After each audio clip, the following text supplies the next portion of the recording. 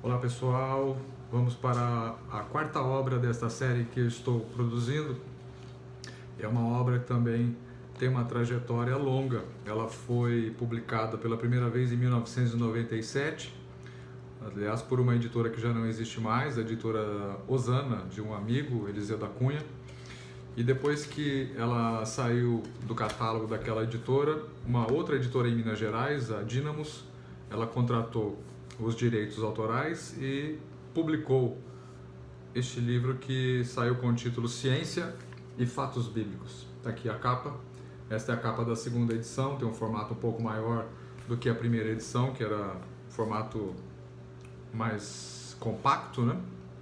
E ela aqui tem uma interessante história sobre a sua composição e que serve de orientação, de conselho para as pessoas que querem escrever. Eu sempre recebo perguntas de pessoas que querem escrever e pedem orientação sobre como começar, como utilizar o material que já existe. Eu vou dar algumas dicas ao longo dessa série. Ciência e Fatos Bíblicos reúne 11 artigos que foram escritos em uma revista, a revista Impacto, uma revista de meados da década de 90, e o autor havia sugerido, o editor daquela revista havia sugerido que eu fizesse uma série de artigos que seriam publicados mensalmente. O título da editora, ou melhor, o título da sessão era Ciência e Fatos Bíblicos, e aí eu aproveitei esse título para colocar na obra. Adilson Roberto Borges, eu ainda tenho amizade com ele, às vezes online a gente bate um papo. Elder e Geriel eram os editores da revista Impacto.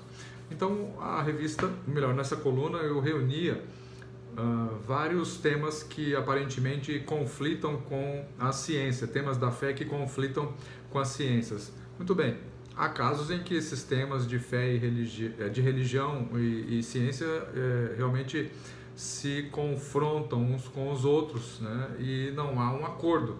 Eu pessoalmente não entendo que deva haver acordo. Fé procura responder a perguntas do âmbito existencial e a ciência procura responder perguntas, indagações do campo natural, do campo humano, biológico.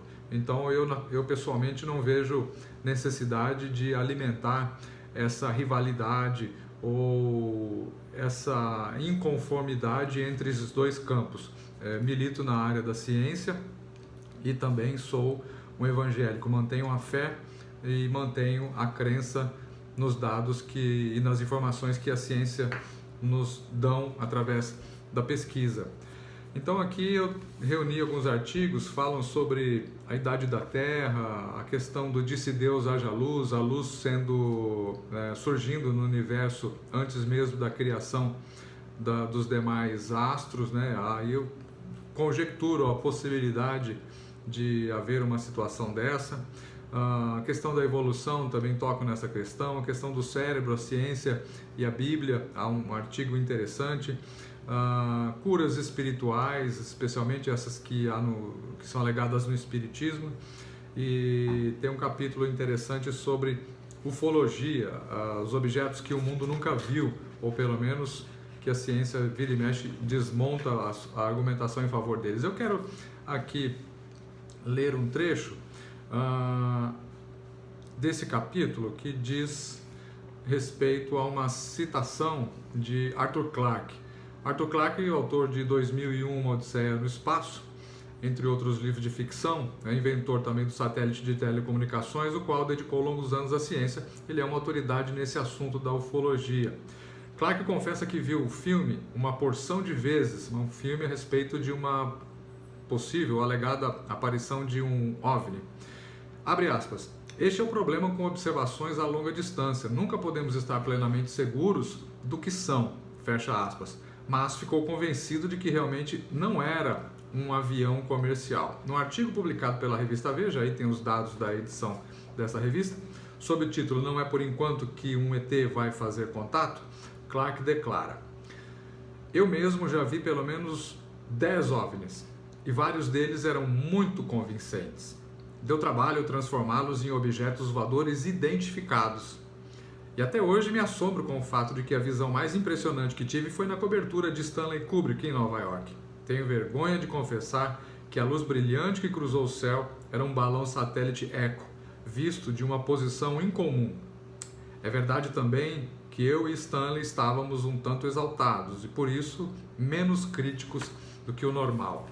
Eu gosto muito de uma frase do publicitário baiano Nizango Anais, quando aquela nave pousou em Marte há alguns anos. Ele disse: nós terráqueos passamos 50 anos dizendo que os astronautas, os marcianos, iriam invadir a Terra e agora nós é que invadimos o planeta deles. Bom, se você crê ou não em OVNIs, é uma outra questão. Aqui eu gostaria só de salientar a possibilidade de você produzir um blog ou mesmo publicar textos curtos no Facebook. Paulo Valadares é um amigo que certamente tem assistido esses vídeos, tem crônicas que escreve diariamente, a área dele é a genealogia, ele é um dos principais peritos em genealogia no Brasil.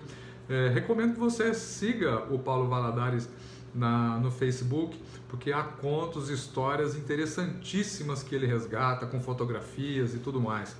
Então é uma maneira de você treinar para escrever melhor, e depurando a sua habilidade, né, a sua vocação e quem sabe ao longo do tempo poder reunir também esses textos, juntá-los e fazer uma publicação, publicar um livro. Foi assim com essa experiência minha, esse livro, Ciência e Fatos Bíblicos, e eu produzi outros também, que mais para frente nós falaremos a respeito dele. Muito bem, espero que tenha gostado. Esse foi o 4º livro apresentado nessa série e nós temos muito mais pela frente ainda. Um abraço, até mais.